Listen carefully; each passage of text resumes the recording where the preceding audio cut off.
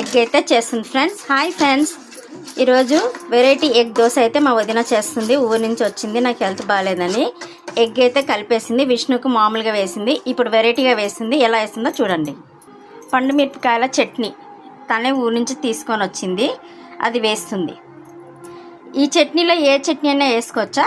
ఇదే వేసుకోవాలి, ఏదైనా వేసుకోవచ్చు అంట. టమాటా పచ్చడి అయినా వేసుకోవచ్చు అంట. ఇప్పుడు పిండి వేసి ఇలా కలిపేసేయాలన్నమాట. కోడిగుడ్డు, పండు మిరపకాయల కారం, ఇంకా ఉప్పు ఏమీ వేయలేదు ఫ్రెండ్స్, అంతే. ఒకవేళ మీకు పచ్చిమిరపకాయల కారం లేదంటే మీరు టమాటా పచ్చడి అయినా వేసుకోవచ్చు. ఆయిల్ రాసుకోవాలి. ఇలా పిండి బాగా మిక్స్ అయినాక ఇట్లా దోశలాగా పోసేసేయాలి.